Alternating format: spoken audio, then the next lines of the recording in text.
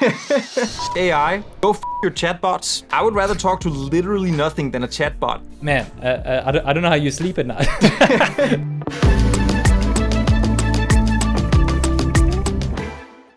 Welcome back, guys, to episode 4 of the 0 to Million SaaS podcast. I've got my co-host, the Simon Hoiberg, with us, and we are going to be discussing ads. A massive topic, an exciting topic that I want to learn myself from as well, to learn and improve and grow. But before then, if you missed episode 3, Simon and I had a very cool chat on SEO, and that is about organic search, to grow your business on Google and search engine platforms and everything. Now we are going to be talking about paid ads. So this is going to be a very cool conversation. Simon, first of all, what are your thoughts on this topic? And then I want to hear a quick recap on how your week was, because I saw some awesome updates on Adbase. So let's start with that. First of all, super cool topic. This is one of the things that I've been pretty heavy on since I started my SaaS products. I fairly quickly got down the road of paid advertisement, and it is still today the marketing channel set aside from organic social media. It is the marketing channel that I personally master the best. So we're heavy on paid ads, and it's going to be super interesting talking about that in this episode. And with Adbase, yes, we actually rolled out a massive update this week, one that we've been working on for almost since we launched 3 months ago. We started working on this. And without getting too deep into the technicalities here, a part of Adbase is an AI chatbot, but we also offer a ticket form where you can create a ticket form, like a no-code style ticket form, and embed that on your app, in your web app or your app. And there's a table, and you can see the ticket. You can give your users this whole ticketing experience by implementing these widgets. And in the beginning, the way that a lot of people do this is they're using iframes, which I think they're super heavy. Basically, you need to ask any website to load sort of a sub-website inside your website. It's super slow, a bad user experience overall. So we started out with something I thought was going to be superior to using iframes. We're using a technology called web components. And this was going to make it super lightweight, a super easy way for people to embed and still encapsulate all the widget logic without messing too much around on the host application that they're added to. And then reality hits. We're using this framework called Lit Elements, actually something from Google. Horrible decision. So while these were very performant and it was a great user experience, end user experience, it was not as great as a developer experience for the Adbase users that had to embed these on their site, and it was certainly not a good developer experience for me and my team. Horrible. So we started right away recreating all of this using a completely different approach, a different technology. So now I think we have really hit a perfect balance between something that is an excellent experience for the end user, the people that will sit and be chatting with the chatbots, for instance. It is also a really good experience now for the Adbase users who are going to be embedding these into their apps. We now have both a version with web components, but we also have a version for React, so you can now actually install this from NPM. And for us developers, we developed a lot of custom tooling that makes us able to push updates and fix bugs and do a lot of things in a much more nice and streamlined way. So I'm very, very happy with this update that we finally got to push, which will enable us to now push a lot of updates much faster on Adbase. So long story short, that's what we rolled out this week. As you were talking about that lit framework, first of all, I haven't even heard of that. I mean, there's so many different frameworks out there, like thousands of frameworks. But the first thing that came to mind, now it's really lit. So that's cool. Also, it's actually quite ironic, come to think of it, because with iframes, when you embed like a chatbot or something, there's no benefits from an SEO perspective. But when you do it this way, that's very clever. That's very naughty. I like it. It is. You get the backlinks. And it's a win-win. Exactly. Yeah. We have the small branding. If you're on the free plan, We have branding showing on the bottom of each chatbot. And when they're on an iframe, Google can normally easily detect that this is some sort of widget, so they don't crawl any links that are inside an iframe. Here, they do, so they serve as a backlink without Google knowing it. So yeah, that's another hidden bonus we get from doing it like this. Yeah. We should have actually included that in our chat last week because Yeah, that's actually we should have had that. Very cool. Yeah, yeah, and from my side, a quick recap. No major moves. Actually, like the reality of building SaaS. So I've got 4 people on different, like 2 SaaSes that I'm busy with. The one is Client Manager that I disclosed previously. The other one is like a private one that I'm building. Hopefully we should have that soon. Ooh. But the reality of is when you're working with contractors, they've got a life. And one of the guys, sadly, he had like a family emergency. One family member actually passed away. So this week, he's not working, right? Because I told him like, listen, take some time off and everything. And obviously that delays things, so it's just the reality, I think, of building SaaS. So things have been very slow, my side, for that very reason, because we're pushing like some integrations like Stripe and PayPal and all of these other things. But yeah, that's pretty much an update from my side. We are working on some nice SEO things that I mentioned previously, like the SEO hub side of things. So like, let's say like client onboarding for agencies, client onboarding for freelancers, client onboarding for lawyers, client onboarding for accountants, and so on. So we're creating like a nice hub and a funnel sort of thing from an SEO side. That is pretty much the update from our side. So yeah, that's it. I gotta ask you something before we get into the whole ads topic here, because I'm very curious. Now you're running a team of developers that they're currently building Client Manager and some other tool, and you're basically managing. You're setting the direction and you're creating the task and you're sort of setting the scope of what the tool should do and all. Now, from my own perspective, I'm a software developer myself. And when something like this comes up, now normally like a day-to-day, I don't code a whole lot. I do a little bit, but it's mostly my team. But when something like this comes up, I know I can always jump in. And sometimes I do jump in. It's like, this is urgent. I'm just gonna jump in and quickly do, I'm gonna kind of move, clear my table for the next 3 hours. I'm gonna jump in and quickly help my team develop this. And that's, for me, that helps me sort of sleep at night. I know I can always get to it. How does it work being a more on the no-code side of things and managing a team of software developers, knowing that you're sort of a bit more at the mercy of their skills, their capabilities, and their time, and them being able to actually work? Man, that's a good question, and I think this is why we're so sort of like a good match for like these conversations, because you come in from like a software development, you can do these types of things, and I'm envious of it. I would have loved to have actually, to do these types of things, jump in and help and everything. But the reality is, I don't know software side. I know some, basic web development and all of that, but not software development stuff.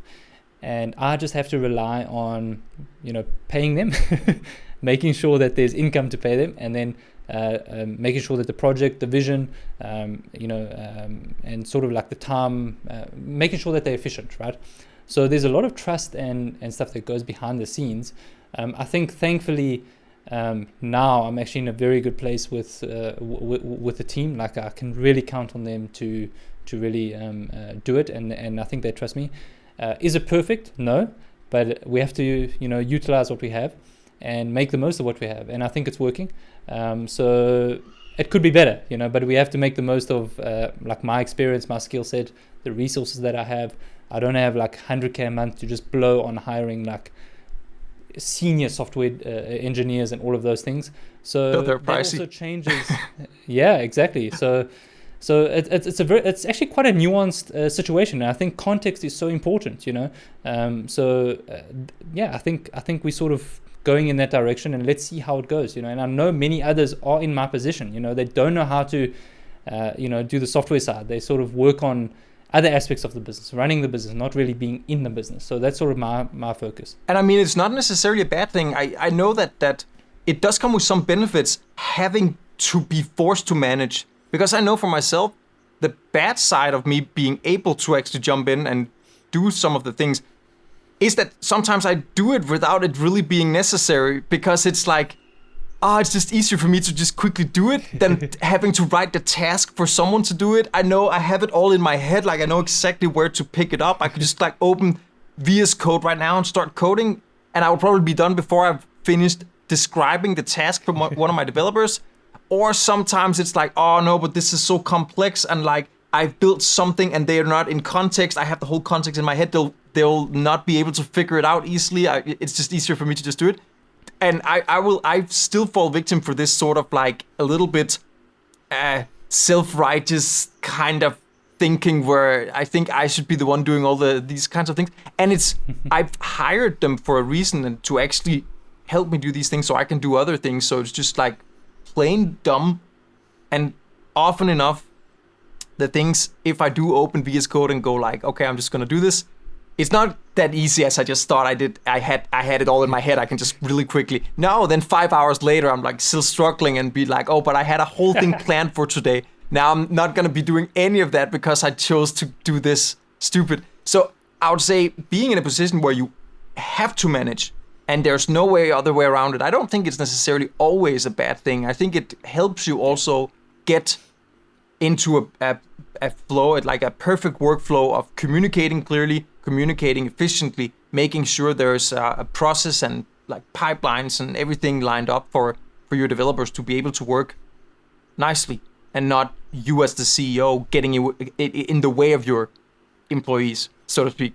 Yeah, it's actually an interesting topic, and I think even before we get on the ads, just to wrap up on that one, because man, there's actually so many things we can actually discuss about it. But I think it's one of those things like, even if I could do it, I don't know if I would actually want to be doing it, because even in other areas of my business, like let's say web design. So I use a lot of like Wix Studio and even some coding websites and everything. I don't do the websites. I outsource it completely, to some people that I work with on, on a contractual basis. And even though I can do it, even though it'll take me, let's say, even 20 minutes or half an hour to do it, I would still type the message and be like, hey, can you just do it quick? Because I value other aspects of, what I do. And I actually created some content on this recently. I value time and freedom more than adding an extra zero. Okay, maybe not an extra zero, but like 30%, 50% more on my salary. So yeah, but it is nuanced, as you're saying. Definitely pros and cons. I think if I can say this, it will be beneficial if I could code like from a software development and then handle emergencies, but I can't. We have to deal with what we have, can, right? So yeah. Simon, I don't know if the vegans will enjoy this part, because things are going to get very meaty now. So let's get into paid ads, right? Let's do it. And there's a lot of stuff that I want to chat to you about. I've actually got a list of some questions that I want to ask you, right? But you will know what I'm going to actually ask you, I think. And if not, here you go. So 8base posted a very naughty ad recently, and it's actually your best performing ad, and I want to know all the juicy details, right? But for our watchers and listeners, we're going to show up on the screen somewhere now or whenever, so you can see what I'm talking about. And I'm going to give a quick little context to the situation. So you posted on Facebook, right? So I'm on Facebook. So you say, let's face it, it's time to replace your chat support team with AI. And then you give some statistics, and you just basically give the call to action, like create an AI chatbot with 8base, teach it everything about your business, boom, boom, boom. And then it takes 5 minutes to set up, and it's free. Then you've got this cool picture. So on the one side, you say average response time 19 minutes, and you show like a guy, like a customer support guy, he's like stressed out, right? And then you show next to it, which is like a bot, like a robot, average response time 3 seconds, and then like an awesome ad that says create a chatbot for free. But I want to get to the juicy parts of this ad, because if I scroll down, you have got like 800 likes, which is incredible. And some of them might not even be likes, maybe responses, like emojis, let's say. Almost 150 comments, and then like 18 shares and everything. But if one just reads the comments to this, it's like, man, I don't know how you sleep at night. So I don't know. First initial thoughts on that. Then I want to read some of the comments on what people are actually saying. We were joking the other day in we have a Discord group we're in where we discuss this kind of thing, that a lot of people, they can create a wall of love that they put on their website or like show on social media or wherever. And I can easily create, I think, a wall of hate just from this ad alone. Let me just read a few of the. You said there were 150 something comments.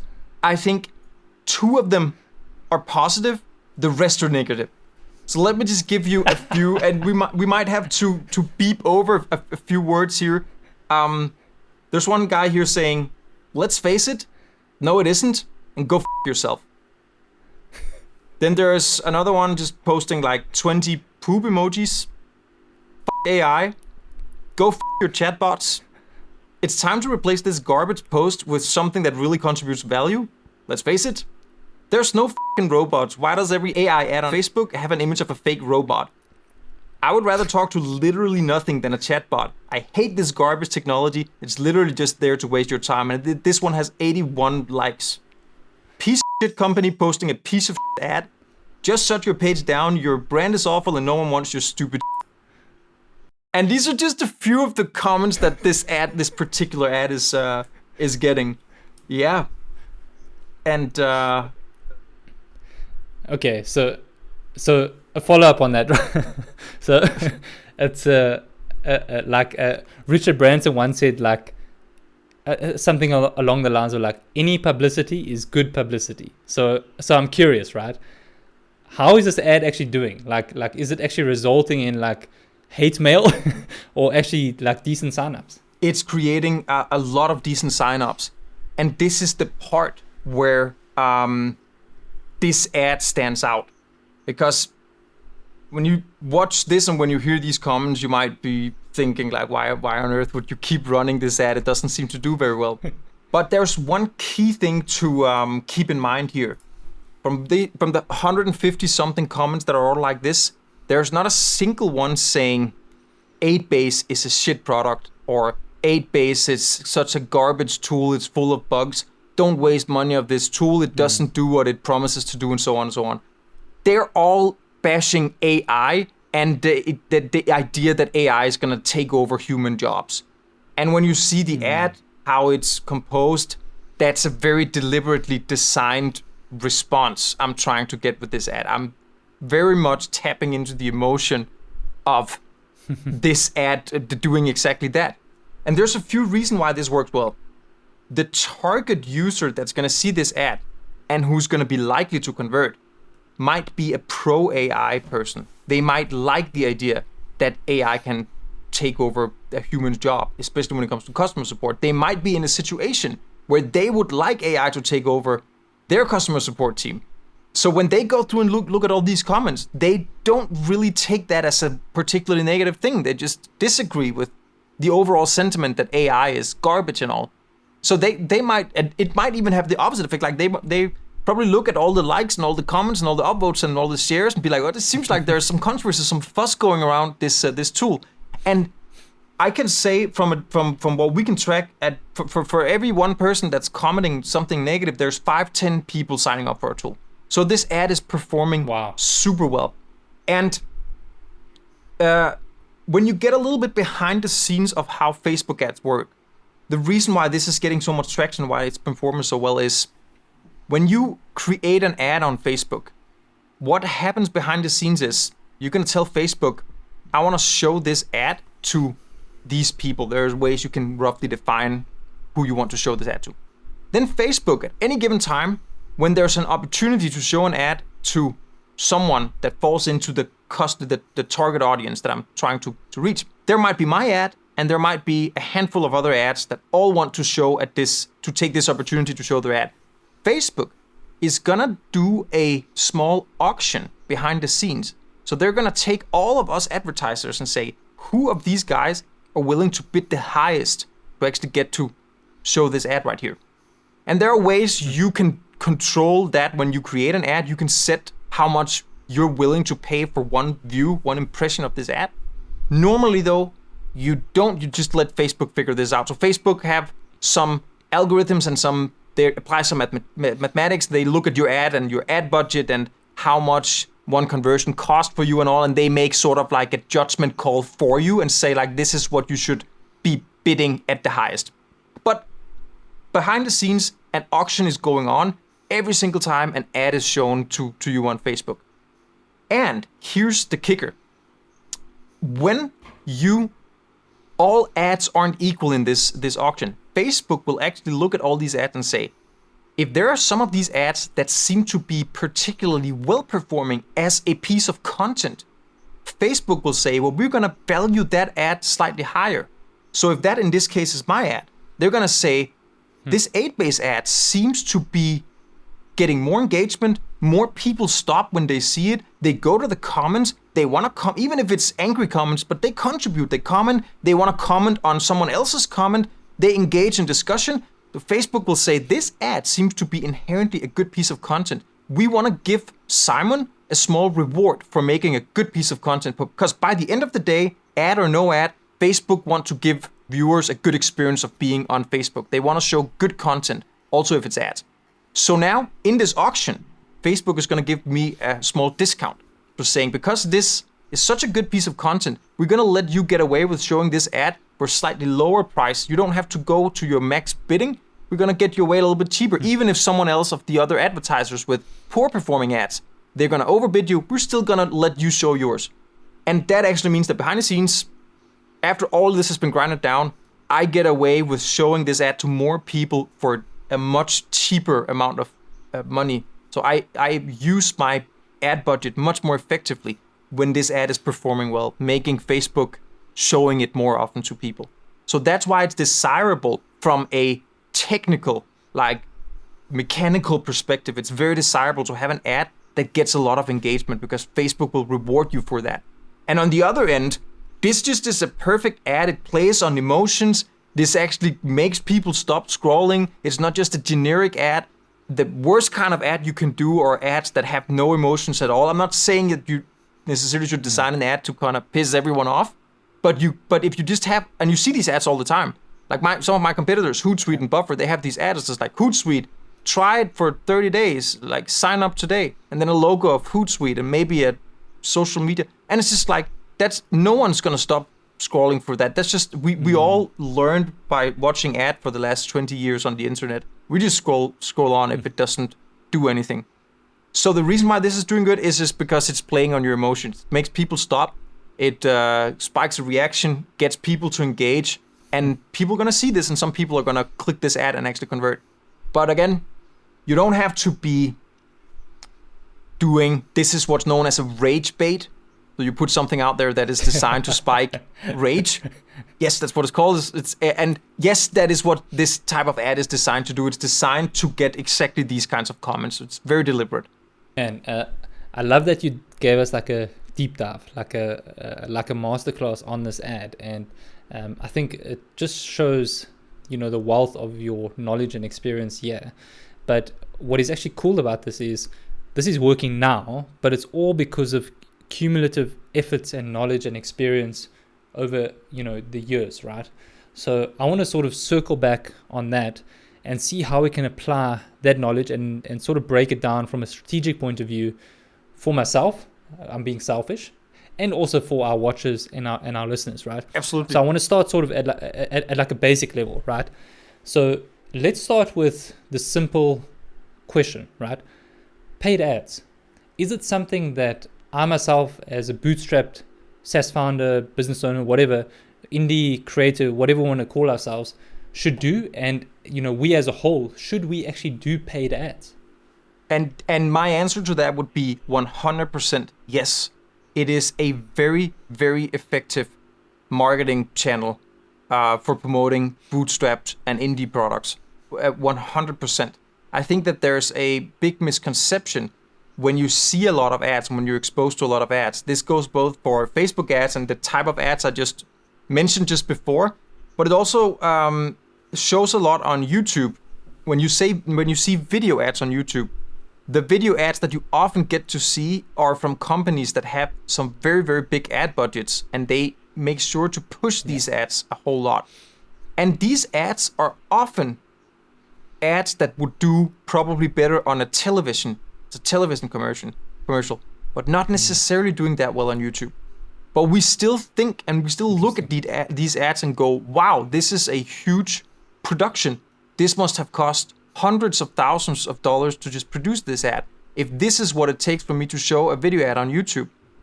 By the way, just a quick side note, now we're talking about Facebook image ads here, but I am heavy on video ads on YouTube. This is the best performing medium that we're using for all my products. Like I really encourage everyone to actually do this. And here's the good point. These types of ads that look like a TV commercial, they don't really perform that well. When you go behind the scenes and look at some of the results these big companies are getting, they don't really perform that well. And the reason they're still running them, there are many reasons for that. Some big companies, they will run ads at a loss with like no return on ad spend just because they have money and because like, let's just stay on top of everyone's mind all day long. We don't care that no people click on them. They don't have to convert. We're just going to spend, we just have a bunch of money. We don't know what to spend our marketing budget on better than this. So we're just going to pump and you see ads like Monday.com and Zapier and some of these, and they actually have quite good ads. They're just not that good for YouTube. They would have been great as television ads. Really good performing YouTube ads are honestly videos that look like a YouTube video. So you're on YouTube, you should make a video in your normal YouTube setup, in the best YouTube style you have. And then you should just sit and spend 1 or 2 minutes promoting your product. And then you should throw that one on YouTube. That would probably, with a bit of fine tuning and a bit of practice and a bit of like doing the hook and playing around a little bit with the form, that would probably quickly perform better in terms of return on ad spend than these big TV commercial ads you see from Monday.com. Yeah, so I like that. I want to actually dig deeper in that because one concern that I have, as well as people that I know, running SaaS businesses and everything, bootstrapped, every dollar counts, right? And we're competing with guys who are spending hundreds of thousands of dollars, millions of dollars a month. We might have $300, $500, $1,000 a month. How do we compete with that? What do we do to actually stand out? How can we actually get return on investment? Because we can't just spend it and say, be like these big guys, like, we'll spend it because it's brand awareness and all of that stuff. We need to spend $1 and make $2, or I don't know, maybe we have to lose money at the beginning. I don't know. So yeah, I'm curious to know your thoughts on that. I think it's a little bit of both. It really on most ad platforms, but in particular Facebook and Instagram and YouTube, it all comes down to your creative. So there's a specific thing with Google search ads. They are a little bit different because they are, first of all, it's a type of advertisement we call direct response advertisements. So these are ads you show to people who are actively right there and then searching for something. So they're intent based. And you can't, there's a little bit of copy. You put a headline and but there's not much creative going on here. It's more of a, like you actually just pay Google to make sure you show up on search. So it's a little bit of a different game. Normally, I also wouldn't recommend people doing search ads on Google to begin with, because it's mostly, if you don't have experience with it, it's mostly a waste of money. Or this is probably the type of ad you're gonna be wasting money from the most in the beginning if you're inexperienced, because they're quite expensive. And they so extremely heavily rely on your landing page doing the heavy lifting and doing all the work. And that doesn't mean it doesn't work. We run search ads on Google too. They convert very well. But it's slightly a different game. When it comes to Facebook ads and Instagram ads and YouTube ads, it's all about the creative. And in reality, when it comes to targeting the right users, how to set up the ads, this has been done, like it's been really streamlined and made very, very easy. You can go into Facebook right now. Doesn't require a degree in marketing or advertisement or anything to figure it out. It's very, very easy to set up. The same on Google Ads platform with both Google Ads and YouTube Ads. It's very simple to set up. They actually have these sort of like guided kind of things. And then it's all down to just letting YouTube and Facebook and these platforms figure out how to show it to the right people. They have all kinds of machine learning algorithms and sophisticated tools to do that. So your only job to be successful with ads is creating great creatives. And you would, again, to reiterate, you would be surprised how many of these big companies with big budgets that most people are very scared of, they make horrible creatives. They're not very difficult to compete with. When I do an ad like this on Facebook, very easy to compete with Intercom, and they're super generic ads that I saw one from Intercom not long ago. It had 200,000 views. It was a small video and 6 likes. That's the level. Everyone just scrolls by. No one notices them because it's so generic and so easy for me as an advertiser to compete with just on the creative. So if you are already a founder who are on social media and know how to do that well, on YouTube and do YouTube videos well, chances are that you would probably do advertisement really, really well, because you're going to take your experience as a social media creator and apply that to ads. And most companies, big companies, that's not what they're doing. They have some kind of, I don't know how they roll exactly and who creates their advertisement for them, but certainly doesn't seem like it's creators from our generation that are helping them doing that. Yeah. So it's not very difficult to compete. I wouldn't worry that you're up against someone with a lot of money. You can get started with ads. You will have to burn a bit of cash in the beginning, yes. There's a learning curve, and with advertisement, there are no free credits or stuff like that. So you're gonna have to just waste a bit of money.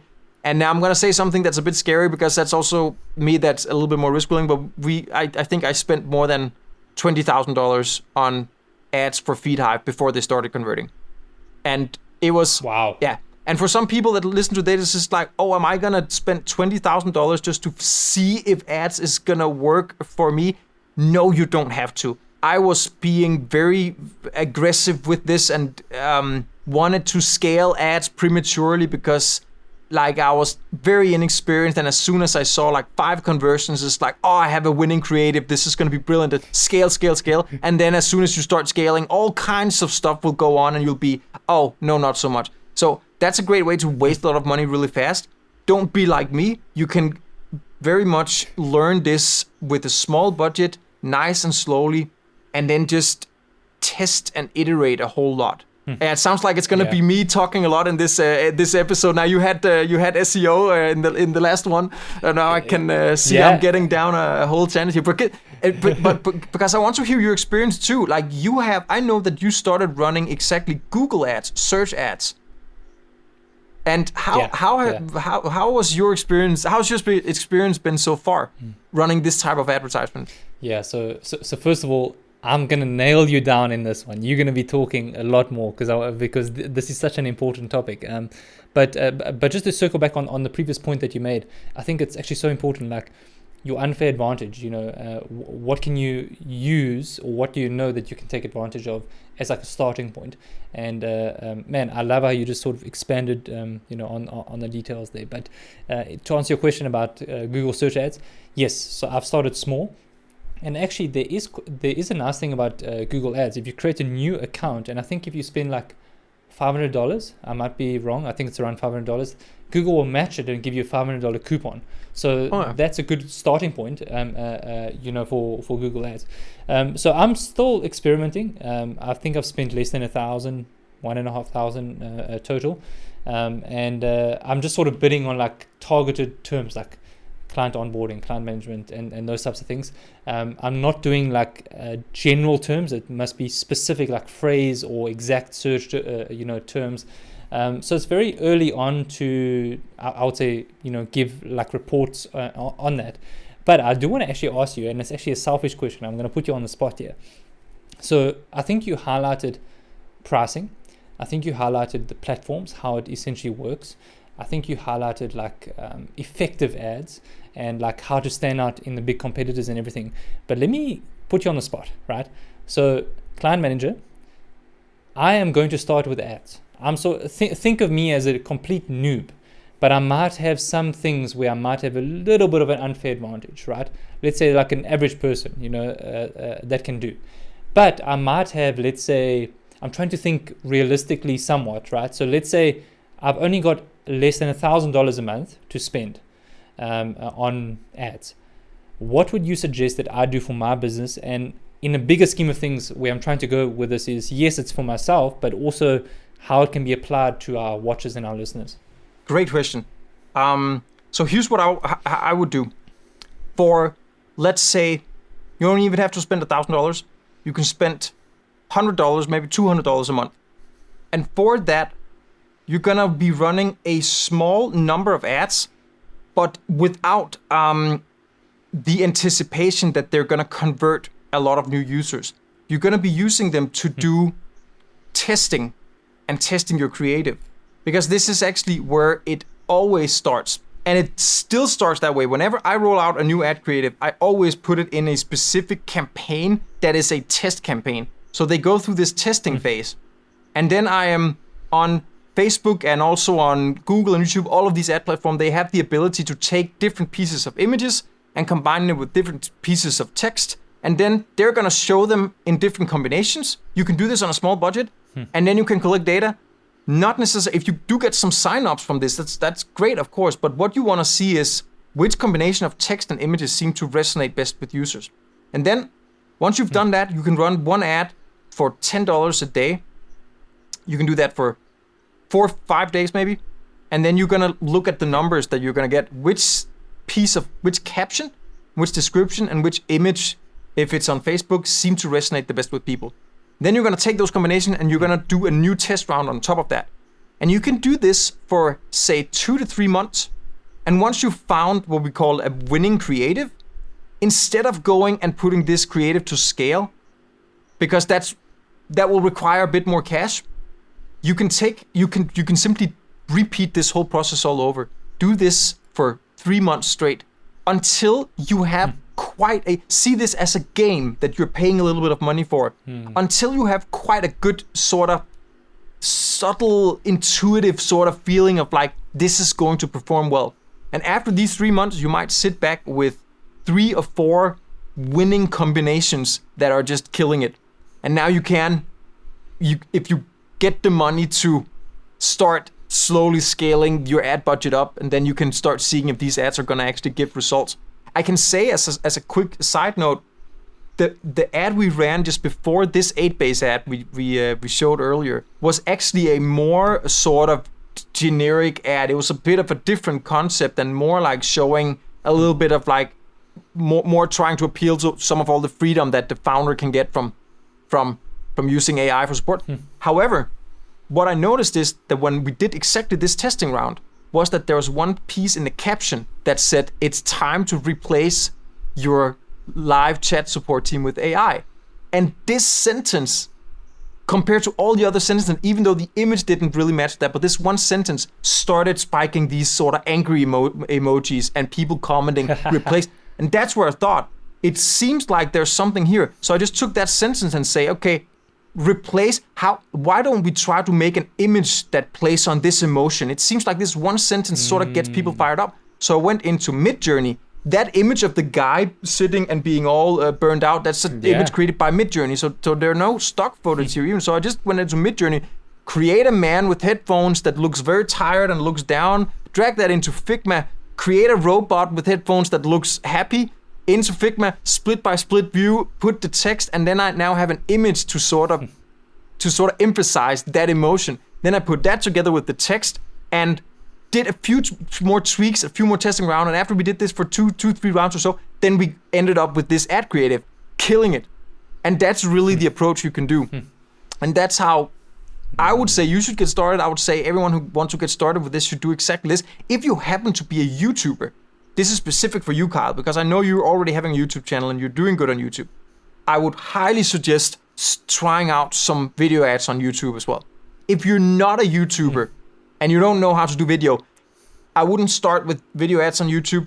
Those are a little bit, wait with that and then start playing around with Facebook ads instead with images. But in your case, make a 1-minute ad and then retarget your current YouTube subscribers with that ad showing off Client Manager. That's what I would do.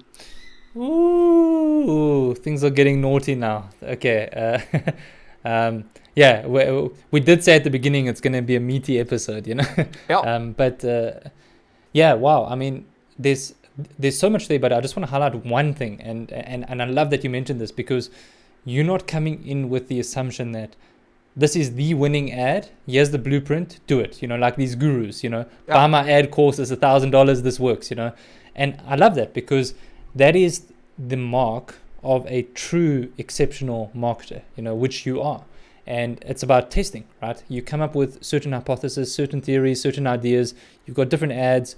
You try it, and then you let the data and the results allow you to adapt and to change and improve from there. And I really love that. Okay, so I'm going to try these things, and I'm going to report back. So I'm gonna actually share my ad creators with you probably sometime next week, and then I'm gonna run it through to you. You're gonna give me the go ahead. I'm gonna run it and test it. I'm gonna tell you how much ad budget should I do, all of these types of things. I'm gonna create a YouTube ad later in this month if I get time, because we're moving on a personal level. But very soon, and then we'll report back on the results. I'm going to put you on the spot, and absolutely love it. And then next episode again, we can catch up on this one. How did we do on the whole ads thing? Yeah, love it. Yeah, I love it. So listen, we sort of wrapping up on the episode here, but I just want to sort of encapsulate it into one, right? There are a lot of moving parts, like you have to get good at copy, you have to get good at images, you have to get good at video, you have to get good at like creating these things, and it can be overwhelming, right? And I think the reality is, so many people, they're listening to what you say, it's like, man, this sounds awesome, they just don't take action on the next step because it just sounds a bit too overwhelming. So what will you say to those guys, to like, what is the best way to create an ad, get going, and get results? Completely, like it at a completely sort of actionable level. Go and create an ad account on Facebook. Takes 5 minutes. Go and create an account on either Canva or Figma, depending on how advanced you are with these photo editing tools. Canva is a great choice. You can make some excellent ad creatives on Canva, both small videos and images, by the way. Use ChatGPT to create copy. Don't take the copy ChatGPT produces directly, because it's never that good. But go in and ask ChatGPT and tell them about your product, who you think the target users are, and then ask it to create 3 different angles of ad creatives, and maybe even ask it to describe an image they think you should be using. ChatGPT actually does overall really well. You just need to take it and tweak it and make it a little bit better. But start with having ChatGPT help you come up with the sort of like foundation of it. It does that very well. Now go into Facebook, try it out, be willing to waste a few $100. Say you're probably not going to get results to begin with. It takes a bit of time to learn, but sign up, put a few $100 to your ads, and just see what happens. Try to play with it. And I absolutely bet that if you are anything like me, at least, you'll get a little bit hooked by that first, because you might not get signups, but you'll see people start commenting. You might see some people clicking and visiting your website, and you'll be like, okay. And then you will be hooked and start doing this more and want to learn more. And if not, advertising might not be your marketing channel, but I highly encourage you to actually try. It really doesn't take a whole lot to get started. Beautiful. Simon, this was actionable, no fluff, really detailed, really strategic. I love how you explained from the beginning to the end, gave examples, effective ads, bad ads, budget. You literally covered everything, and I think this helped me, and no doubt it helped you as our watchers and listeners. I hope so. I would actually encourage you, if you guys are up to this point and you have some questions, drop them in the comments, or reach out to Simon on some social posts or whatever, and we'll help you out where we can. And also subscribe and like whatever these posts and podcasts. It'll help us a lot as we're trying to grow it and scale the podcast. So yeah, that's it from my side, Simon. It was awesome, man. Thank you so much. Anything from your side, final words? I don't have much. I think I've been talking plenty for the last hour, so I'm all good. Awesome. Thank you so much, guys. Take care, guys. In the next one.